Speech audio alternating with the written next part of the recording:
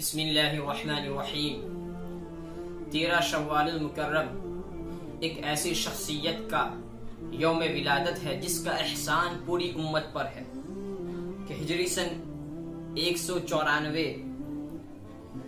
جمعۃ المبارکہ کے دن عصر کے بعد بخارا میں جس شخصیت کی تشریف آوری ہوئی پوری امت پر اس شخصیت کا قرضہ ہے، جن کا نام محمد ہے، کنیت ابو عبداللہ ہے، لقب امیر المؤمنین فی الحدیث ہے، ناصر الاحادیث النبویہ ہے، ناشر الموارث المحمدیہ ہے، لیکن مشہور امام بخاری سے ہوئے۔ تو جن کے نام کو ہم بہت اچھی طرح جانتے ہیں امام بخاری کو، لیکن ان کی خدمات کو ہم نہیں جانتے ہیں، ان کی عبادات کو ہم نہیں جانتے ہیں کہ یہ وہ شخصیت ہے جس نے اپنی پوری زندگی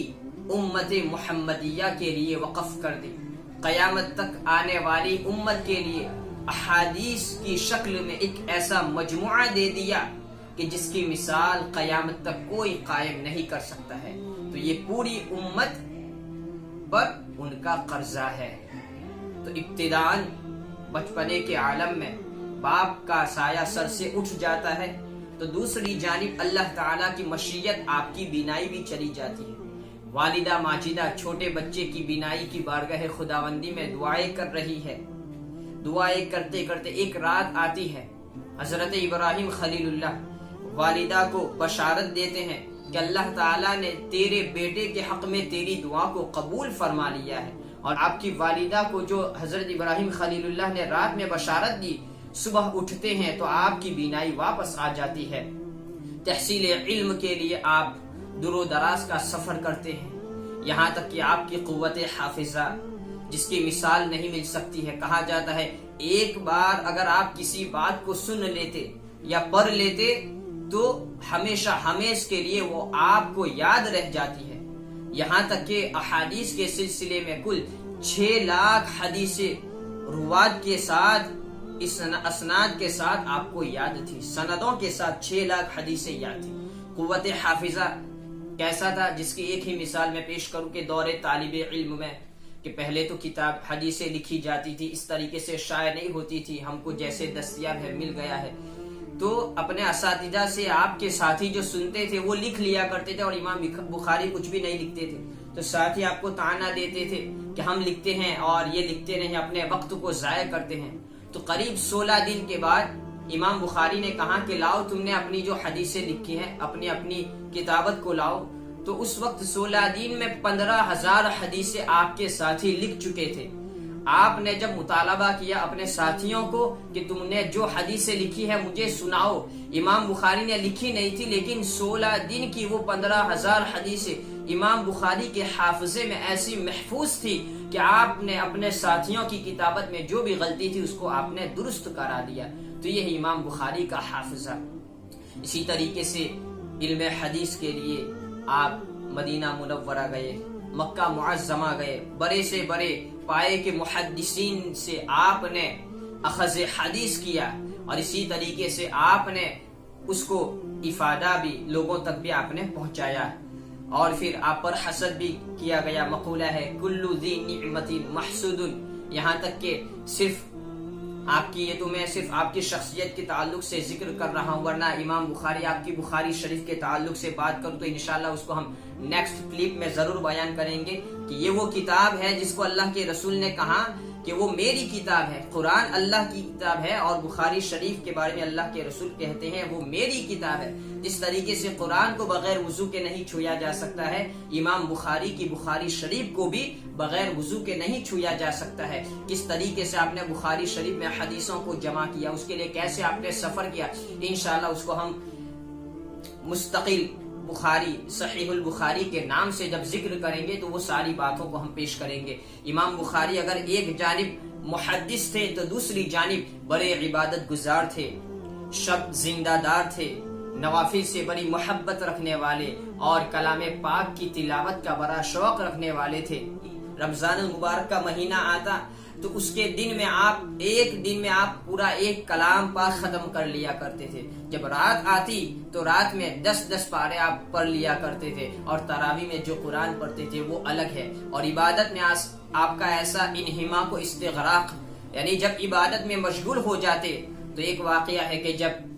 آپ کی دعوت تھی اور باغ کے قریب جب آپ نماز میں مشغول ہوتے ہیں اور جب نماز سے فارغ ہوتے ہیں آپ کے کرتے کے دامن کو اٹھایا جاتا ہے تو قریب 16-17 آپ کے جسم پر ڈنگ تھے، جس کی وجہ سے آپ کا جسم سوج گیا تھا.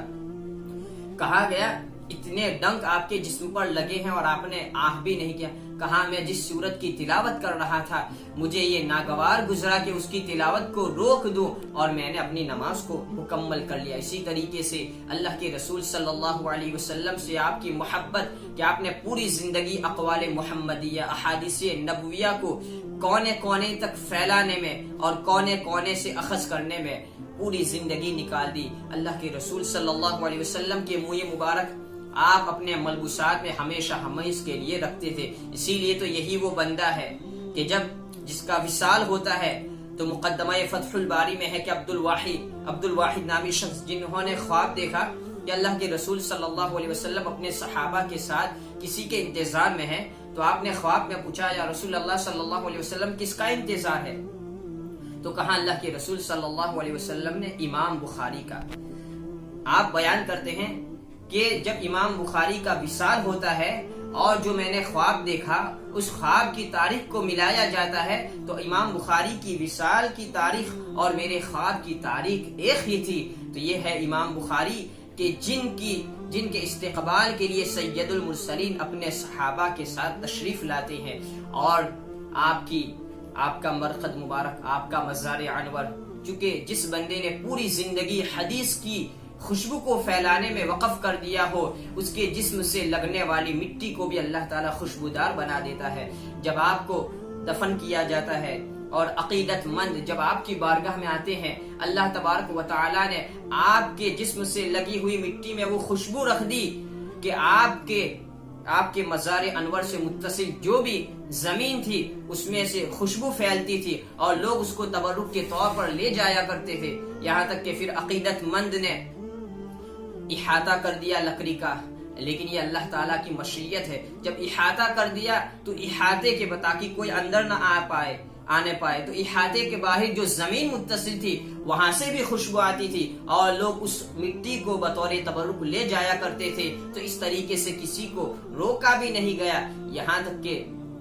اللہ والوں کا جو مزار ہوتا ہے اللہ تبارک و تعالیٰ ان کے صدقے میں دعائیں قبول فرما لیتا ہے. تو اسی طریقے سے جب سمرقند میں قحط سالی کا وقت آتا ہے، بارش نہیں ہوتی ہے،